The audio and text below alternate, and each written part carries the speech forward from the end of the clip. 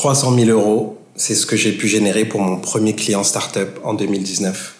500 000 euros, c'est ce que j'ai pu générer pour mon collectif de business développeurs créatifs Nice to Meet You Club en 2020. Et tout ça tient dans un livre qui s'appelle Predictable Revenue, qui vous explique comment segmenter votre cycle de vente.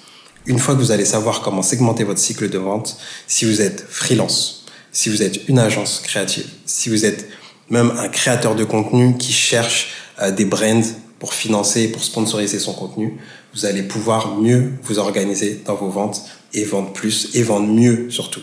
Vendre mieux, coller vraiment aux besoins de votre cible cliente et vous adresser, faire de la prospection de la meilleure des façons. Et c'est ce à quoi on a répondu avec Amine dans la vidéo que je vais vous partager là très rapidement. Et ça fait partie de la formation Specific Knowledge Programme à laquelle je vous donne accès gratuitement sur mon school. Le lien est en commentaire. Donc abonnez-vous, likez et faites-moi un retour en commentaire si vous avez besoin de plus d'informations justement sur comment faire plus de cash lorsqu'on est un créatif, lorsqu'on est un monteur, lorsqu'on est un freelance, lorsqu'on est un créateur de contenu, lorsqu'on est aussi un CEO ou un entrepreneur qui essaye de faire du contenu. Donc voilà, autant d'infos que je vous partage dans cette vidéo, que je vous partage dans la formation gratuitement.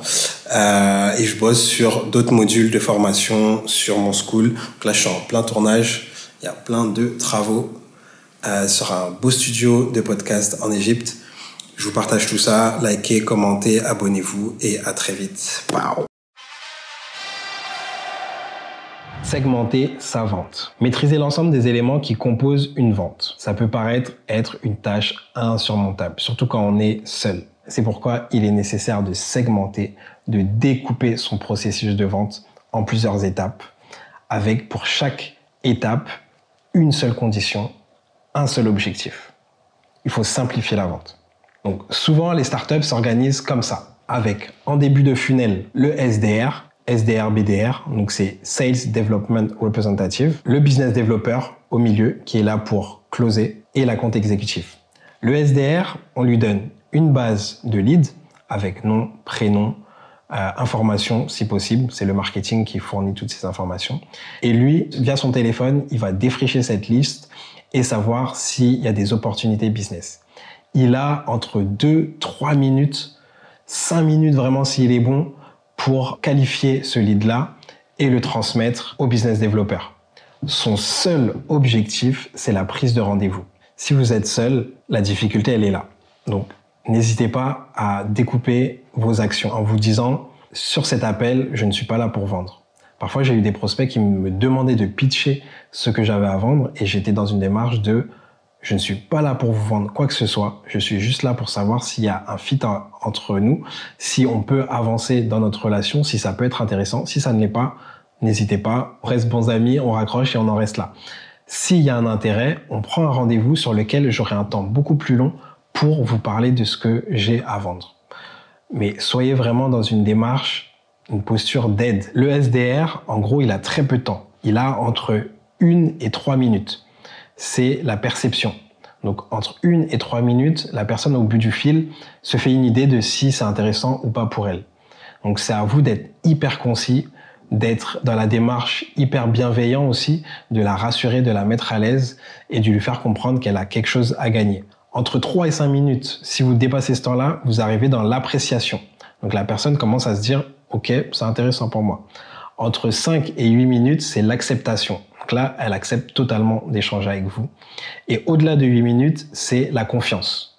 Alors, hyper important, la posture dans laquelle vous devez être lorsque vous vendez, c'est une posture d'aide et pas de vente. Donc sur ce premier call, le seul objectif, c'est la prise de rendez-vous, je le répète. Vous devez donner de la valeur pour recevoir. Donc, vous pitchez très rapidement votre solution, votre produit ou service, et tout de suite, vous switchez en posant des questions. Et là, on va avoir un framework qu'on va voir tout à l'heure pour valider s'il y a un intérêt ou pas. Parce que il faut savoir choisir ses clients. Peut-être qu'un client n'est pas très intéressant pour votre business. Donc ça, c'est le SDR. Le SDR, on va dire qu'il a validé le prospect, le lead. C'est intéressant, il y a du budget, on peut travailler avec lui, ça peut être rentable. Il va passer le lead au business developer. Le business développeur, lui, sa seule action, c'est de faire un rendez-vous commercial un peu plus long dans lequel il va creuser les informations que vous lui avez transmises. Donc, il va voir s'il y a un intérêt sur le budget, qui est le décideur, quand est-ce qu'ils sont prêts à mettre en place la solution ou à travailler avec nous et quel est vraiment leur pain, quel est leur besoin. Donc, tout ça pendant un rendez-vous de 45 minutes, 1 heure. Ensuite, soit il va faire un autre rendez-vous sur lequel il va faire une démo, soit en live, il va faire une proposition commerciale et essayer de signer le client.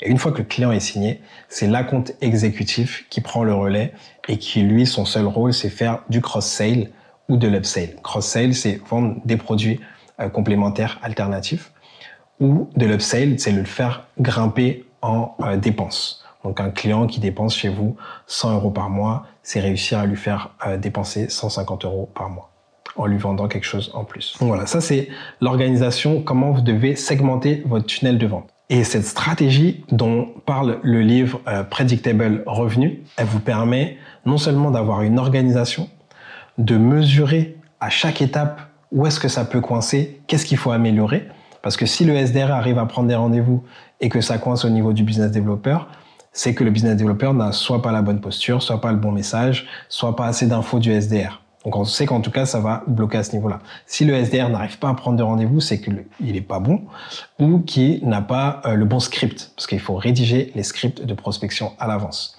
Rédiger les objections et pouvoir y répondre à l'avance. Donc faire une liste d'objections, qu'est-ce qu'il va pouvoir me dire et anticiper. Donc, et si l'account exécutif a du mal à upseller ou à cross-seller le vendeur, donc c'est qu'à ce niveau-là, il y a un problème, tout simplement. Donc ça vous permet de retirer aussi un niveau élevé de pression. Souvent, lorsqu'on est entrepreneur, on a l'impression que c'est notre seule carte à jouer lorsqu'on appelle un prospect. Non, là, votre seul objectif, c'est de prendre un rendez-vous, donc d'être le plus sympa possible pour pouvoir avancer avec ce client-là et dans votre CRM, donc dans votre logiciel de gestion de clients, dire « Ok, je passe la première étape, comme dans un jeu. Il faut simplifier ses actions. » Ça va vous enlever du stress.